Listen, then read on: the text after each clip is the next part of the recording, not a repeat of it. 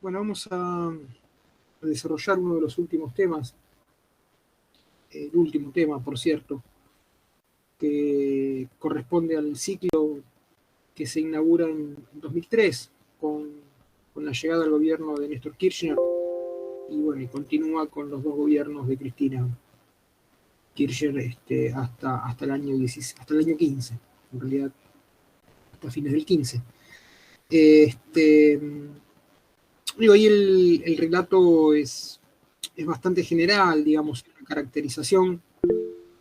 Se escucha bajito, me dicen, ahora se escucha mejor, el resto me escucha bien. Hoy a la mañana estuve dando clase y no hubo problemas, por eso les pregunto siempre si...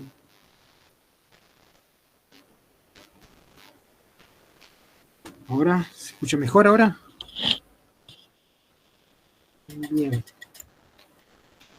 No, les decía que en realidad es, bueno, lo que se plantean son algunos aspectos generales, digamos, no es un tratamiento demasiado detallado del tema, ¿no? Son algunas cuestiones generales correspondientes a esta última etapa. Así que la idea un poco es plantear hoy algunos de esos aspectos generales, después podrán profundizar un poco más en ellos el jueves que viene.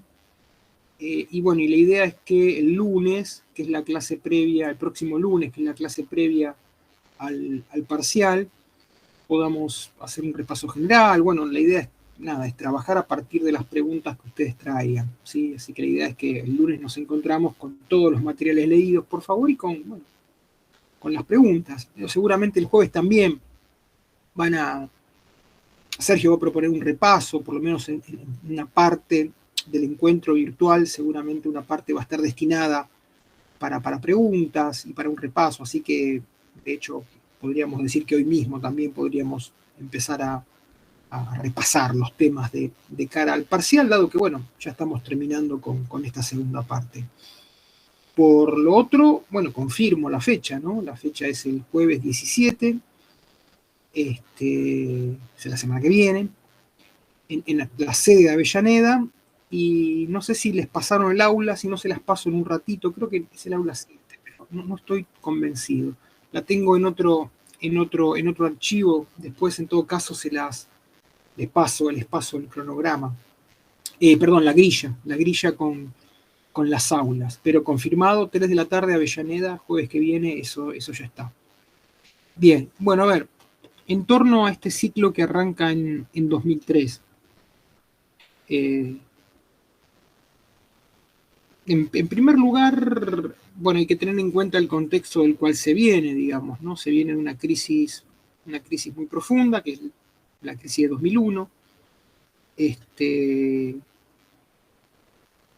La crisis que, de alguna manera, se generó también por los efectos de la convertibilidad, ¿sí?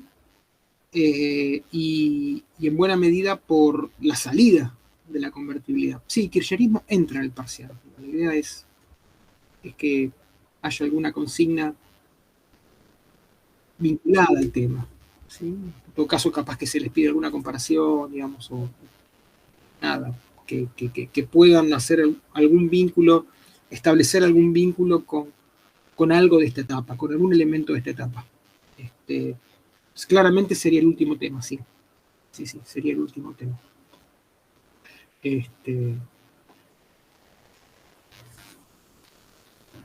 Sí, porque lo último que quedaría es meterlo ya durante el gobierno de Macri y tal vez Sergio haga alguna referencia, pero no lo vamos a incorporar. Por lo menos hasta hoy lo que habíamos decidido era cortar acá. Considerar que este es el último tema a evaluar. Decía entonces, volviendo, clave entonces el momento de la crisis de 2001, con un momento que en buena medida expresa un rechazo a los efectos de las políticas implementadas durante la década del 90, 80 y 90 en buena medida, y bueno, y por supuesto, también como digamos, un momento traumático vinculado a la salida del régimen de convertibilidad, que implicó una especificación, digamos, asimétrica que afectó, obviamente, a toda la sociedad, digamos, no solamente a los tenedores de depósitos, a quienes tenían depósitos en los bancos, sino que también afectó a la clase trabajadora, puesto que los salarios se devaluaron, ¿no? Una devaluación de la moneda y los salarios cayeron, cayó el poder adquisitivo fuertemente de los salarios, pero también, bueno, pensemos que veníamos de niveles muy, muy altos de desempleo y de precarización en todos los órdenes. Por lo tanto, bueno, es como que es el momento más bajo, digamos, ¿no? Y a partir de ahí, a partir del 2002, ¿sí? Se inicia un proceso gradual, lento de recuperación, que ya en 2013 empieza a mostrar algunos signos, algunos datos que resultaron favorables o condiciones que resultaron favorables a nivel mundial. Uno muy, muy importante, yo diría que es clave para entender ese ciclo que se inaugura en esos años, tiene que ver con el aumento de los precios internacionales de algunos productos que la Argentina exportaba. Digamos, casi todos los productos exportables de la Argentina aumentan su valor, digamos, ¿no? La carne, los cereales, pero bueno, un producto fundamentalmente incrementa notablemente su valor porque aumenta la demanda de uno de los principales consumidores mundiales, que es China, y me refiero a la soja. ¿Sí? Es decir, entonces el aumento del consumo de la soja en China, China usa fundamentalmente la soja como forrajera para alimentar a ganado porcino, ¿sí? Aumenta enormemente la demanda y eso hace que aumente enormemente el precio. Y Argentina es un productor importante de soja, uno de los más importantes productores de soja del mundo. Por lo tanto, eso genera condiciones externas favorables. Digo, la Argentina empieza a tener saldos comerciales muy, muy favorables, en un contexto además en donde la industria todavía no se había recuperado, recién comenzaba a recuperarse, la demanda de importaciones no era tan alta, por lo tanto la Argentina empieza a tener superávit comercial. Digo, en sintonía con eso, digo, las políticas del kirchnerismo intentaron favorecer el desarrollo de algunos sectores industriales, incluyendo la industria vinculada al mercado interno. Hay una recomposición del sector industrial que se traduce, ¿no? en un aumento del empleo, o sea, una baja de la tasa de desempleo que venía siendo muy, muy, muy alta en la Argentina. De hecho, baja a un dígito, baja de 2 dígitos a 20 y pico, digamos, por ciento, casi el 20% de desempleo, más del 20% de desempleo a 8, 9%. Y además comienza una gradual recuperación, gradual, lenta, pero constante en estos años, una gradual recuperación de los salarios reales. Al mismo tiempo la inflación se va a mantener en niveles relativamente bajos, ¿no? 10% anual aproximadamente, y hoy nos parecen bajísimos, digamos, ¿verdad? Es lo que tenemos mensualmente casi. En ese momento era lo que teníamos hoy de inflación mensual, a veces llegaba a ser la inflación anual. O sea que ese es el otro dato. Claro, comparado con el periodo anterior, en donde la inflación fue igual a cero durante el régimen de convertibilidad, podía parecer un elemento negativo. Ahora, en esos niveles relativamente bajos y en un contexto de expansión y de crecimiento de la economía, digamos, como que no era una variable preocupante para nada. El otro elemento importante durante estos años es que después de un largo proceso de endeudamiento externo, que la Argentina viene sosteniendo un endeudamiento de la dictadura, recordemos esto, año 76, la deuda externa argentina 6.000 millones, año 83, 45.000 millones, año 83 dije 45.000, año 89, 60.000, ¿sí? Año 2001, 140.000, digamos, ¿no? Digo, el endeudamiento externo argentino durante todos esos años fue en crecimiento. A partir del 2003 se inicia un proceso en sentido contrario, ¿no? Un proceso de desendeudamiento.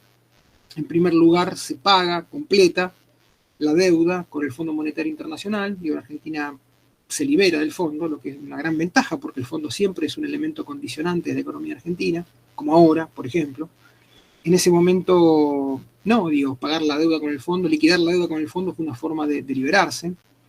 del fondo, y bueno, y se inicia una negociación bastante favorable, o en términos bastante favorables para la Argentina, con el resto de los acreedores. Prácticamente se acuerda, digamos, ¿no?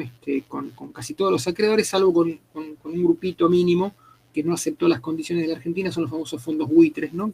Casi un 7%, pero casi el 90 y pico, 93% de la deuda argentina se logró o saldar o renegociar en términos favorables.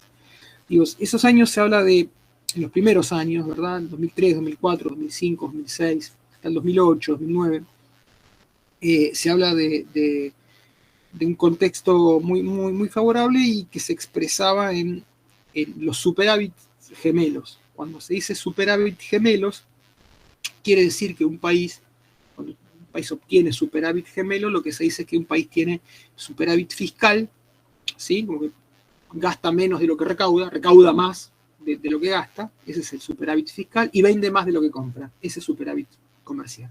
Cuando se combinan los dos superávites, que bueno, supuestamente, no sé si necesariamente una economía está perfecta por esto, pero sin duda son variables que son favorables. ¿Sí? Esto, vender más, comprar menos, recaudar más, gastar menos, siempre es algo que puede resultar favorable para una economía, ¿no? Pero en buena medida eso se logró no solo por la recuperación de la economía, esa gradual recuperación de la economía, sino bueno, porque la renegociación de la deuda, digamos, ¿no? Y el no pago de la deuda en los primeros años en las condiciones que ponían los propios acreedores, hizo que el país ahorrara un montón de dinero. Pero bueno, obviamente también por el aumento de las exportaciones, eso es lo que explica fundamentalmente el superávit comercial, que aumentaron muchísimo las exportaciones, y también porque hubo una devaluación de la moneda, ¿no? Entonces todo eso también contribuyó a este superávit. Digamos que en líneas generales lo que tenemos es un proceso también de reducción del desempleo, el desempleo baja, crece el empleo formal, aunque también crece mucho el empleo precario, el empleo negro, como se suele decir, y también por el aumento de los salarios reales y porque hay una recomposición de la actividad económica empiezan a disminuir los niveles de pobreza. ¿Sí? En otro orden de cosas, digamos, todo este proceso estuvo acompañado por una mayor participación del Estado en la economía, después de décadas de desregulación, lo recordarán ustedes las políticas de los 90, ¿no? Políticas de desregulación de la economía, bueno, gradualmente el Estado también comienza a tener mayor participación en la economía. Un ejemplo entre muchos posibles, el Estado recupera la administración del sistema previsional, digamos, ¿no? Estaban las CFJP, ¿sí? Administradoras de fondos, de jubilaciones y pensiones, o sea, el sistema previsional en manos privadas, bueno, vuelve a manos del Estado. Y otro ejemplo importante en la misma línea es el de YPF, una empresa absolutamente privatizada, ¿sí? Manos de Repsol, y una parte de YPF vuelve a ser estatal, la mitad de la empresa, el 50% de YPF se estatiza. O sea, eso significa, eso, bueno, y otras políticas estatales dan cuenta de un aumento, ¿no? De la participación del Estado en la economía, de una mayor participación del Estado en la economía. En cuanto, en otro plano, en otro nivel, digamos, ¿no? En otro orden de cosas, estos gobiernos, los gobiernos de Néstor Kirchner y Cristina Kirchner, se van a caracterizar por una activa política de derechos humanos. O sea, a ver, recordemos, vayamos para atrás. Después de la dictadura, están los juicios a la Junta como un momento ahí importante en la reparación, ¿no? En esto de juzgar a los responsables del genocidio, en condenar el terrorismo de Estado, pero después eso empieza a diluirse durante el propio gobierno de Alfonsín, porque bueno, después de los juicios a la Junta vienen las leyes de punto final y de obediencia debida, y bueno, eso termina durante el gobierno de Menem con los indultos, prácticamente como cerrar esa etapa, ¿no? Sin ningún tipo de reparación, digamos, ¿no? Bueno, con los Kirchner se vuelve atrás en ese sentido, y hay una derogación, digo, el gobierno deroga las leyes de obediencia debida y punto final, digo, reabre otra vez los juicios, ¿sí? Es decir, profundiza algunas de las políticas que había impulsado el gobierno de Alfonsín en el 85, digamos, las retoma y va mucho más allá. Bueno, y al mismo tiempo está el gesto simbólico, ¿no? A través del cual Kirchner, siendo presidente, retira los retratos de los dictadores, de los presidentes dictadores que fueron a su vez directores del colegio militar. En materia de derechos humanos lo que hay es una relación que se va haciendo cada vez más estrecha entre el Estado y los organismos de derechos humanos, ¿verdad? Y los organismos apoyan un montón de iniciativas, digamos, desde la reparación a las víctimas de terrorismo de Estado, la recuperación y la conversión de los ex campos de concentración en sitios para la memoria, bueno, en fin, toda una política de la memoria, ¿no? Toda una política que según la consigna se basaba en memoria, verdad y justicia, digo, ¿no? que tiene, insisto, digo, además de todos estos elementos, como uno muy importante, la reapertura de los juicios de lesa humanidad. A nivel político, inicialmente recordemos, Kirchner llega al gobierno con muy poquitos votos, de hecho, 20 y pico de votos, iba al balotaje con Menem se retira del balotaje y bueno, termina Néstor Kirchner en la presidencia, pero con muy pocos votos y con poco apoyo, si se quiere. En realidad lo que ahí tenemos es una construcción de legitimidad política en muy poco tiempo y a partir de la gestión, digamos, ¿no? Desde la propia gestión del Estado fue construyendo poder político y se fue consolidando. Inicialmente hubo una estrategia a la transversalidad, es decir, tratar de conformar un frente político muy amplio, con distintas expresiones políticas, incluyendo sectores del radicalismo. Eso se llamó transversalidad. No funcionó, digamos, esto quedó patente cuando el vicepresidente de Cristina, que era Julio Cobos, termina encabezando prácticamente la oposición. A partir de ese momento lo que vamos a ver es que se recuesta, los gobiernos de Néstor y Cristina se recuestan en el Partido Justicialista en su expresión más tradicional, los gobernadores y el PJ.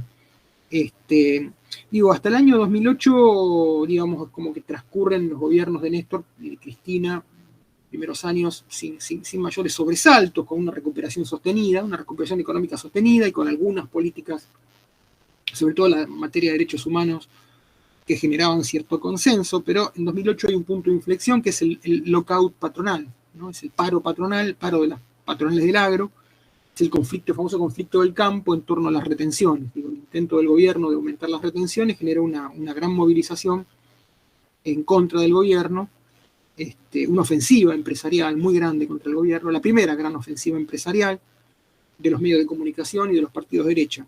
Así que de alguna manera ahí es donde se estructura lo que se puede llamar antikirchnerismo. En 2008 es el momento clave del antikirchnerismo, ahí es cuando aparece la idea de la grieta. Hasta ese momento no había aparecido, o sea, 2003, 2004, 2005, 2006, 2007, 2008 son casi 6 años. ¿Sí? Ahí es 2008 cuando esto se modifica y aparece esta antinomia, ¿no? Kirchnerismo, antikirchnerismo, la famosa, suele llamar la grieta, ¿no? Con medios de comunicación además asumiendo una posición crítica, extremadamente crítica y beligerante además contra el kirchnerismo y lo que el kirchnerismo representa.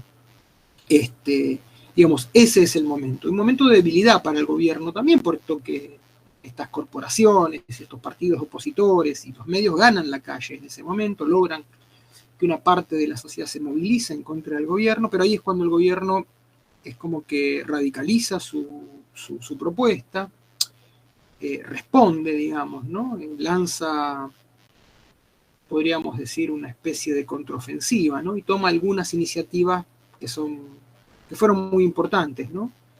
Y que le permitieron además consolidar una base de apoyo propia, al mismo tiempo profundizaron la distancia con la oposición. Esas medidas fueron la asignación universal por hijo, la UH, ¿sí? que garantizaba que todas las familias, sobre todo las de los sectores populares, ¿no? quienes estaba dirigida la medida, garantizaran 40% de la canasta familiar básica a partir de las asignaciones que recibían por tener hijos menores. Luego hubo un intento también de, la medida es asignación universal por hijo, la famosa AUH, asignación universal por hijo. Luego hubo un intento, digamos, se sancionó una ley de medios que intentó porque después no logró concretarse esto, ¿no? Se dieron algunos pasos, pero después no logró implementarse, por lo menos no en profundidad. Una ley de medios que buscó desmonopolizar los grandes medios de comunicación. Piensen que hoy en la Argentina, grupo de medios concentra prácticamente canales de televisión, diarios, radios, diarios del interior, en fin, medios concentrados, ¿no? En donde mensajes prácticamente están monopolizados, ¿no?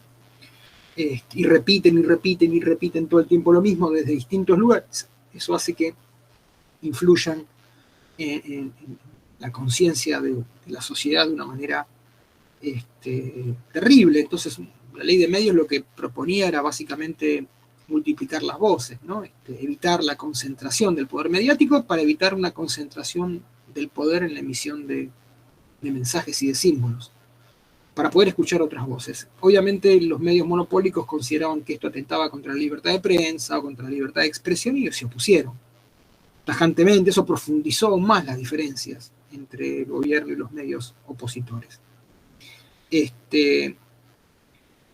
Luego, en materia de derechos civiles también hubo un cambio importante y hubo avances muy, muy importantes. Insisto, en materia de derechos civiles, se impulsaron y se aprobaron, se sancionaron leyes de igualdad de género, favorecían la igualdad de género, una ley del matrimonio igualitario, por ejemplo, y en ese contexto también hubo un apoyo como parte de la recuperación del Estado, del rol del Estado en la economía, como parte de las políticas de reindustrialización. También hubo un apoyo importante a la ciencia y la tecnología. Se crearon muchas universidades en el interior, algunas en el Gran Buenos Aires y otras en el interior del país. Y hubo un aumento considerable del presupuesto educativo también en estos años. Digamos, esto como una caracterización muy general, y bueno, el texto que ustedes tienen también es bastante general, digamos, no profundiza mucho, más o menos comenta esto, digamos, como que si uno tiene que hablar de cambios, cambios a nivel cultural, ¿no? Cambios a nivel cultural en la sociedad, digo, ¿no? Durante todo este periodo, bueno, por supuesto que hay muchísimos cambios, pero hay algunos que tienen que ver con, que son los más destacables, me parece a mí, y así están en el texto, por otro lado, digo, están destacados en el texto. Son cambios que tienen que ver con géneros y sexualidades, ¿verdad? Yo ya comentaba el matrimonio igualitario, por ejemplo, ¿no? O la ley de identidad de género. Pero en líneas generales lo que nosotros podemos percibir es que esto es a nivel social, digo, luego el Estado, por supuesto, acompañó en muchas de estas políticas. Pero lo que podemos percibir es que a nivel social hay una tendencia, por lo menos, en una parte importante de la sociedad, un mayor respeto por la diversidad, aceptación de la diversidad y en algunos casos hasta la celebración de la diversidad, ¿no? Frente a sectores más conservadores que siempre apostaron al homogéneo, ¿no? A la homogeneidad en la forma de vivir, en la forma de relacionarse las personas. Entonces, diversos grupos de la sociedad marginados hasta ese momento, podríamos decir el universo LGTBQ, obtiene una serie de derechos en estos años, y sobre todo lo más importante es que una parte importante de la sociedad cambia su visión respecto de todo este universo. En el caso de las mujeres, obviamente el movimiento de mujeres en estos años se fortaleció, fue creciendo, ¿sí? La lucha, el eje de la lucha, hubo muchas luchas, pero digamos, obviamente la lucha contra la violencia de género o la lucha a favor del aborto legal, fueron de las más importantes, que hubo parte de una lucha más general, que es la lucha contra el patriarcado, digo, expresado en la consigna de ni una menos. Digo, todo esto a nivel social. Hay que decir que, por lo menos en algunos momentos de este periodo, el Estado acompañó estas medidas con mayor énfasis, digamos, ¿no? Claramente, en algunos casos, la legislación estatal fue en paralelo, ¿no? a estos cambios. Obviamente hay una parte de la sociedad que no avaló estos cambios, que no apoyó estos cambios, que se aferró a algunas visiones más conservadoras, ¿no? Y de algún modo también lo que uno puede plantear es que en esos aspectos también hay una sociedad que está como dividida, ¿no? Que está como más partida. Así que bueno, digamos que esto me parece que es lo central de esta última parte, ¿verdad? Hay más cosas, más detalles, pero bueno, no sé si esto se entiende, si quieren preguntar algo, si quieren hacer algún comentario, lo que ustedes quieran. No sé si leyeron el texto, que sería muy importante eso.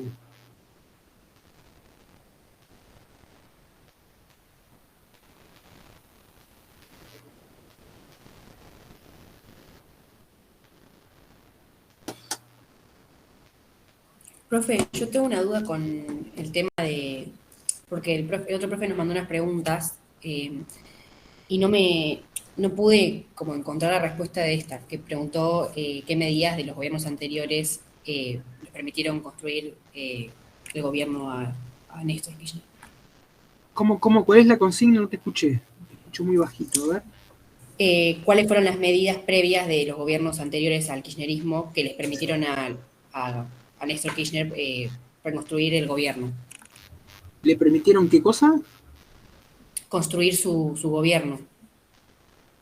Bueno, a ver, sí, esto que yo te planteaba al principio, como que para entender esas políticas del 2003 en adelante hay que ver el periodo que va de la crisis del 2001 al 2003. Básicamente ese periodo de Duhalde en el gobierno.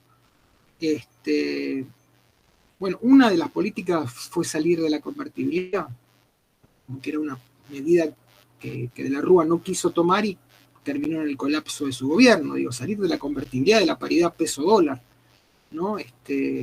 Eso significaba decir que de un día para otro el peso en la Argentina dejaba de equivaler un dólar y un dólar pasaban a ser 3 pesos, ¿se entiende? O sea que si vos tenías depósitos en los bancos, en pesos dólares, el banco te los daba en pesos a un tercio, ¿no? Eso por un lado. Y luego, si vos eras receptor de salarios en pesos, por supuesto, como todos los que trabajamos en Argentina, tu salario pasaba a devaluarse de un modo terrible, digamos, ¿no? Es una devaluación muy grande, ¿no? Entonces, bueno, esa era una medida. Eso lo toma Duhalde después del colapso. Primer elemento. Otro elemento, el default de la deuda. ¿Sí? Y otras políticas tienen que ver con, bueno, el desarrollo de algunos planes sociales, planes de contención social en un país que tenía un nivel de desempleo muy alto y un nivel de actividad muy bajo, y de a poco también en esos años ya empieza a consolidarse esa matriz más exportadora. O sea, en concreto, cuando Kirchner llega al gobierno, digamos como que la tarea más ingrata o más terrible ya había sido de alguna manera realizada por el gobierno anterior. Digo, recordemos, a ver, Duhalde intentaba además perpetuarse en el poder, digamos, mantenerse en el poder, incluso hasta ser él mismo reelecto como presidente, porque Duhalde llega a la presidencia elegido por la Asamblea, por la Asamblea Legislativa, digamos, ¿no? Lo nombra el Parlamento, digamos, no es que la gente lo elige. En un momento de crisis política, Digo, el propio Parlamento lo nombra presidente de la Nación, transitoriamente. Él pretendía, además, aspiraba a perpetuarse en el poder, pero hubo un acontecimiento ahí que fue central, que es el asesinato de los militantes del movimiento Desocupados, Darío Santillán y Maximiliano Costecchi, en Avellaneda, la masacre de Avellaneda, ¿no? Instigada por el gobierno de Duhalde, por el gobierno provincial de Felipe Solá, digamos, ¿no? Con apoyo de funcionarios, por lo menos eso fue así antes, cuando se dan cuenta de que habían cometido una barbaridad, intentan dar marcha atrás, pero el costo político es muy alto, y de alguna manera la masacre de Avellaneda acaba con los deseos de Duhalde por perpetuarse en el poder, ¿no? Entonces, digamos que, a ver, tanto las medidas que Duhalde toma al comienzo de su gobierno, ¿no? Que implicaban la salida de la convertibilidad, tanto también estas medidas que hacen que el propio Duhalde no pueda perpetuarse en el poder, digamos, de algún modo van allanando el camino de Kirchner, ¿no? Es decir, como que a Kirchner no le quedaba más que comenzar a revertir esa situación, digamos, y dar pasos en pos de una recuperación económica que estaba en marcha y también de una reparación, ¿no? Histórica para algunos sectores de la sociedad que venían padeciendo y mucho desde hacía largo rato. Entonces, un poco como que ese es el antecedente, ¿verdad? Digo, de ahí parte la experiencia del kirchnerismo, digamos, ¿no? De esas condiciones que no, le fueron favorables, digamos, de las que pudo aprovecharse, ¿sí? Tanto aquellas que tenían que ver con la recuperación económica como aquellas que tenían que ver con la imposibilidad de Duhalde de construir él mismo una legitimidad y mantenerse en el poder, ¿no? Como que por los dos lados el kirchnerismo encontró un camino abierto, ¿no? ¿Se entiende? ¿Se entiende eso? No sé si Sí, responde la gracias. consigna. Después, bueno, hay que pensar que políticas como la política de derechos humanos no estaban sí, por supuesto, en la agenda de los organismos, ¿no? Que siempre la sostuvieron, pero digo, una parte de la sociedad tal vez no en ese contexto no imaginó que el gobierno iba a tomar esas iniciativas. Por supuesto que una parte grande de la sociedad celebró esas iniciativas, ¿no? Las vio como muy positivas y hasta se sorprendió porque no tenía demasiadas expectativas, hay que decirlo eso también. Digo, en 2003 no había muchas expectativas en cuanto a la capacidad de gestión del gobierno de Kirchner, porque además se venía de décadas de cierta frustración, no de frustración política de la sociedad a nivel de la organización social, ¿no? A nivel de organización de movimientos, pero sí en cuanto a que el Estado iba a dar respuesta a la sociedad. Digamos. No se esperaba poco del Estado, se esperaba muy poco de los gobiernos. Lo quiero decir con esto que, bueno, el gobierno y el Estado realizó cambios muy profundos, pero sí tomó iniciativas, algunas iniciativas que pocos imaginaban en ese momento. Iniciativas favorables, ¿no? De todos los órdenes.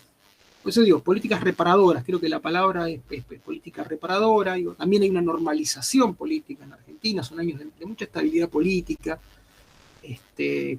Los 40 años de democracia fueron tal vez los años de mayor estabilidad política, ¿no? De mayor estabilidad política, también de mayor estabilidad económica. Los años que van del 3 al 15. No, fueron más de 10 años. En la Argentina hablar de 10 años, de que las cosas más o menos estén en mucho tiempo. No suele ocurrir eso en nuestra historia, ¿no? Y si uno ve todo el ciclo, desde el 83 hablo, ¿no? En adelante, sin duda fueron los años más, se quiere más, con más estabilidad, con más continuidad de ciertas políticas durante los 40 años de democracia. Un poco eso se empieza a revertir ya.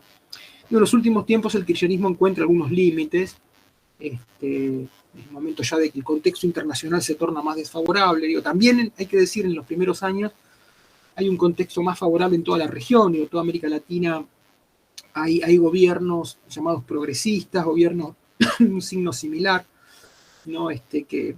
que intentan de alguna manera y logran bastante esto, generar una articulación y, digamos, enfrentar el mundo global desde la región, ¿no? Le dan más entidad a la región, América Latina, básicamente, ¿no? Pueden liberarse un poco de la tutela de los Estados Unidos y de Europa, pero sobre todo de Estados Unidos, ¿no? Bueno, ahí aparece la figura de Lula en Brasil, después Evo Morales en Bolivia, bueno, Chávez en Venezuela, gobierno del Frente Amplio en Uruguay, Lugo en Paraguay en su momento, bueno, en fin, después Rafael Correa en Ecuador, todo eso hace que haya en la región, digamos, un consenso progresista, ¿no? Un consenso antineoliberal, si se quiere, que también es un elemento a considerar, ¿no? A nivel local, repercute a nivel local, no es un tema menor. Digo, eso empieza un poquito antes del 2003, empieza ya con algunos cambios en algunos gobiernos de la región, pero bueno, obviamente los años posteriores se va a profundizar. Sí, eso también es otro elemento a considerar. ¿Qué otra cosa? ¿Qué más?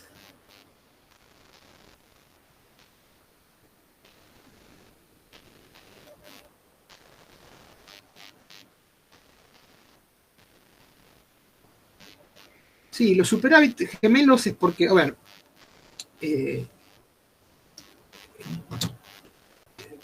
porque hay superávits de dos tipos, por eso son gemelos.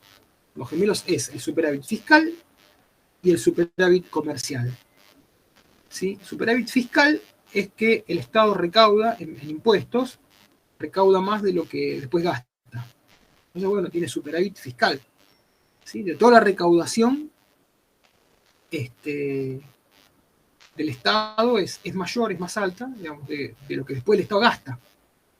¿Sí? Pero bueno, eso le permite al Estado afrontar sus compromisos, sostener áreas como de la administración pública, la salud, la educación, la fuerza de seguridad, etcétera, etcétera, sin problemas, porque recauda lo suficiente como para afrontar sus gastos. Digo, eso es superávit fiscal. Y el superávit comercial es que el Estado exporta, que el país exporta más de lo que importa. Es superávit comercial. ¿Sí? O sea, exportás, Argentina exportaba, sobre todo por el boom de la soja, fundamentalmente, pero bueno, no solamente de la soja, sino de los alimentos en general, el boom exportador, digo, había tanto para exportar y por buen precio además, ¿no? No es una cuestión solamente de cantidad, sino que también es una cuestión de montos. Digo, los precios eran tan buenos, ¿sí? Bueno, la soja estaba a 700, 800 dólares, una tonelada, una barbaridad. Entonces, eso, digamos, ¿no? Ese aumento de las exportaciones con importaciones que no eran tan grandes, hacen que vos exportes más de los que importes. El país exportaba más de lo que exportaba, tenía superávit comercial. Tenía recursos, plata, digamos, no dólares, en este caso. El superávit comercial te da dólares, ¿no? Entonces tenías más dólares del superávit comercial, tenías más pesos del superávit fiscal, tenías plata. Concretamente, esos son los superávit gemelos. Es como una situación óptima, digo. No quiere decir que porque un país tenga superávit gemelos las cosas estén de maravilla, pero bueno, es un dato favorable, claramente, en la economía. Eso son, digamos, los superávits gemelos, o el superávit gemelo, ¿no? Gemelo porque es superávit fiscal, superávit comercial. ¿Sí? Recaudas más de lo que gastas, exportás más de lo que importás. ¿Se entiende?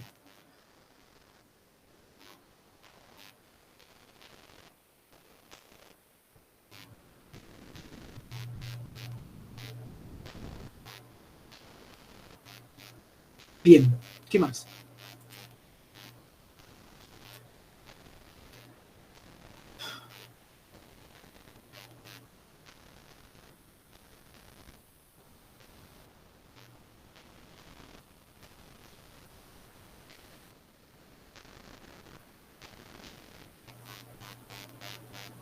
¿Algo más? ¿Más preguntas, dudas? ¿Qué quieran?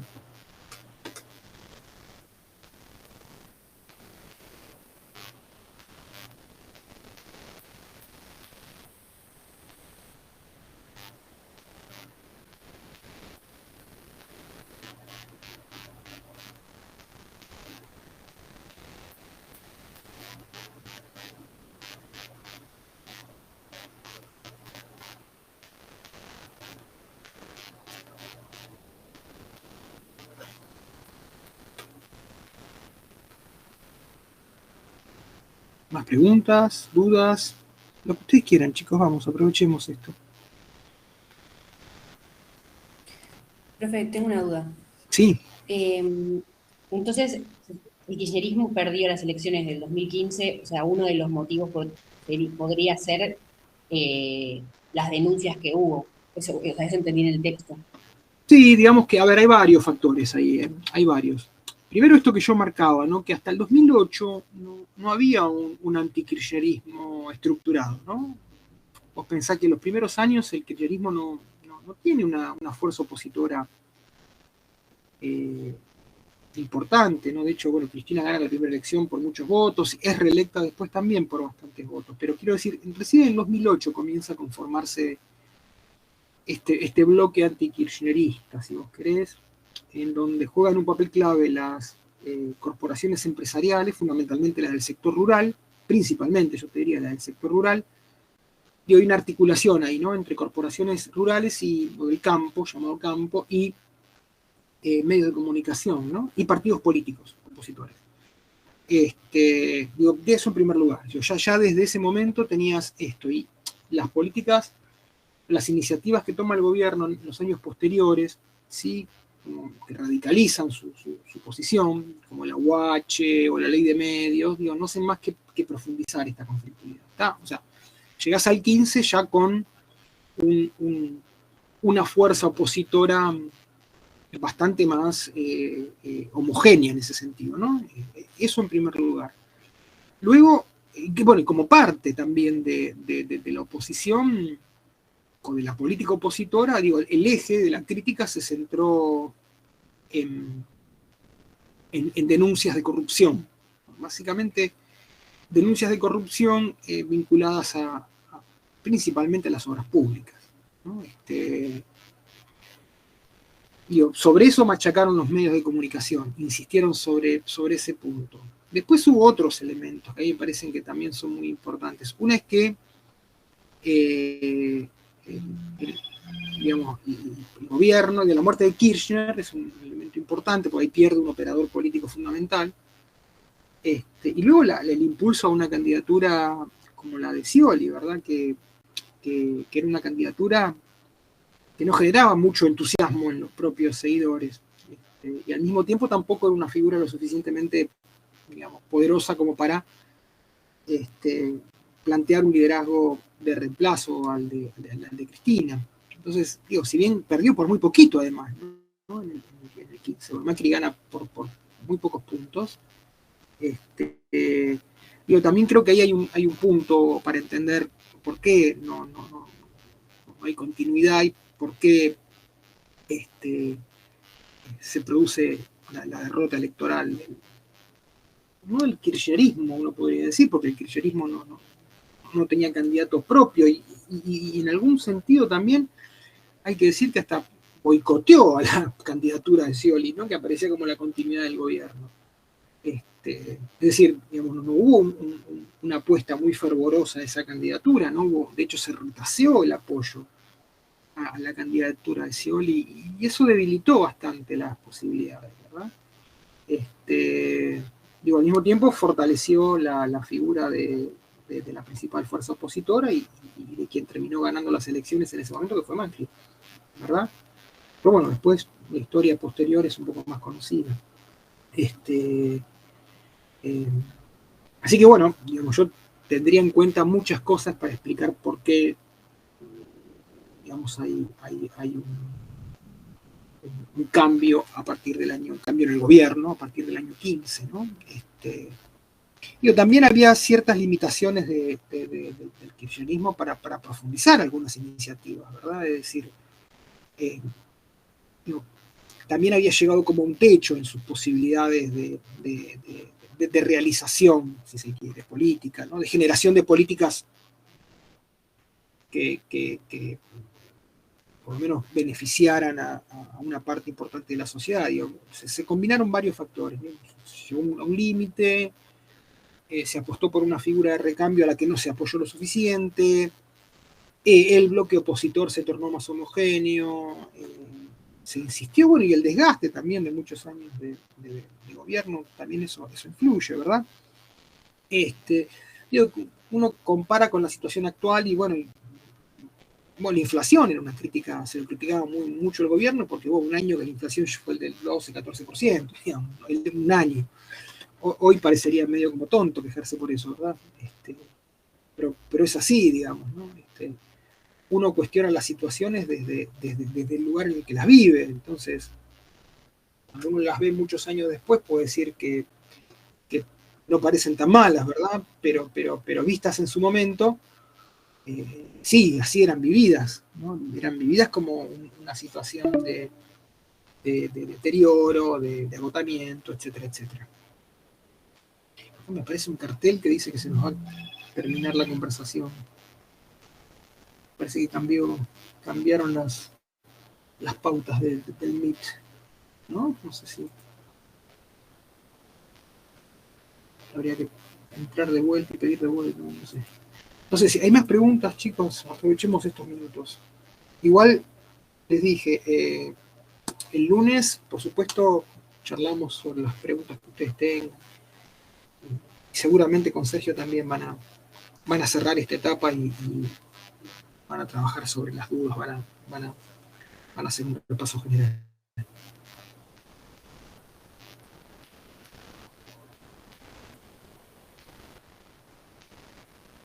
Otra pregunta más, otra duda más.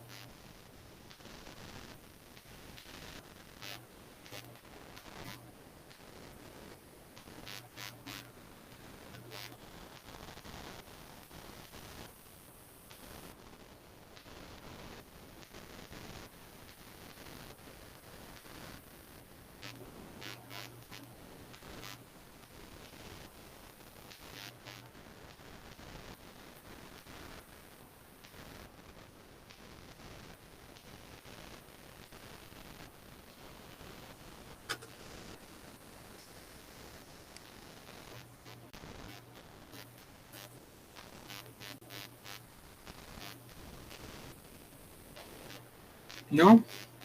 Preguntas, dudas, vamos.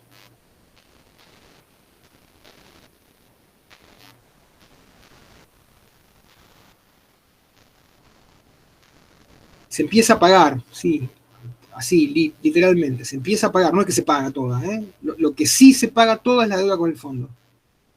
Porque la Argentina tenía una parte de la deuda que era deuda pública, que es deuda interna, otra parte que es deuda con organismos, con acreedores externos, con bancos básicamente, y otra, o con fondos de inversión, y otra es con el fondo. Era. La que más pesa, cuando uno debe, o sea, toda la deuda pesa, pero cuando un Estado le debe plata al fondo, esa es la peor deuda, porque el fondo te impone condiciones en tu economía. Te dice, bueno, yo te la presto, pero vos tenés que hacer esto, esto y esto. ¿Se entiende? Entonces, cuando la Argentina sí, en tiempos de Kirchner, le paga toda la deuda al fondo, es como que se saca el fondo de encima. Y después renegocia con los acreedores externos. Dice, sí, yo les voy a pagar, pero como yo quiero les voy a pagar, no como ustedes quieren. ¿Sí? Entonces, primero al fondo sí, le juntan la plata y se la dan. ¿Sí? Eso significó sacarse el fondo de encima, sacarse un condicionante muy, muy fuerte de la economía. Y después se inicia toda una renegociación con los acreedores externos, a los que se les garantiza que se les va a pagar, pero según los plazos, los ritmos de la Argentina. Todos los acreedores entran, digamos, aceptan las condiciones que la Argentina impone, lo que demuestra que cuando un país renegocia con fuerza, obtiene su, digamos, hace valer su posición, salvo, digamos, un grupito de acreedores que no quisieron aceptar esas condiciones, que más bien a largo plazo, que fueron los famosos fondos buitres. Un porcentaje mínimo de acreedores con los que Argentina no renegoció su deuda. Después les pagó Macri, les terminó pagando. Pero en ese momento, digo, lo que hubo fue eso, digamos, fue un proceso de desendeudamiento. No tomó nueva deuda y comenzó a desendeudarse. Se desendeudó con el fondo, básicamente, y empezó a pagar la deuda de los acreedores externos. Y eso fue lo que pasó. Y no tomó deuda, eso es lo más importante. No tomó deuda en esos años. O sea, fueron años de cierto crecimiento económico, cierta prosperidad, relativa prosperidad material, por lo menos para una parte de la sociedad, con algún crecimiento del empleo, digamos, buena parte del empleo siguió siendo precario, eso es parte de la estructura ya económica de la Argentina, creo yo, irreversible, si no se modifica la estructura muy profunda. Pero hubo una recuperación de la actividad, sin duda. Todo eso en conjunto, quiero decir, ¿no? Sin endeudamiento. Así que eso fue lo que se pagó, en realidad. El ciclo posterior, ya con Macri, lo que hay es un proceso, otra vez se inicia un ciclo de endeudamiento externo. Bueno, además, a montos increíbles, ¿no? Una deuda de 45.000 millones y con el fondo, además, ¿no? Lo peor es eso. ¿Sí? El Fondo Monetario le pidió al Fondo Monetario 45.000 millones de dólares, una barbaridad que hipoteca la economía argentina de acá muchísimos años, de no modificarse cuestiones claves en ese acuerdo.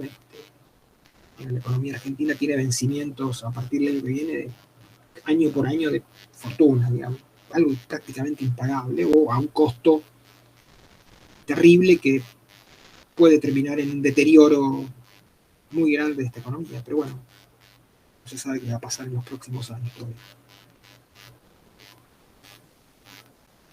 Bien, ¿qué otra cosa?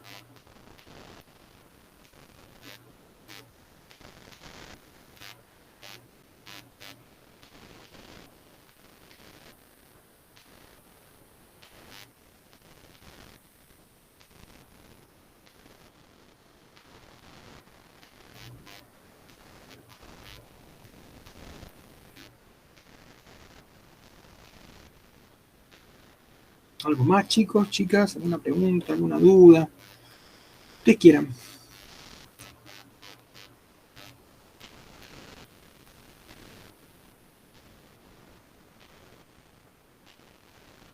¿No? ¿No hay dudas? Bueno, el lunes vengan con preguntas, con dudas, digo, es una clase para eso, básicamente, ¿sí? Es una clase para saldar dudas.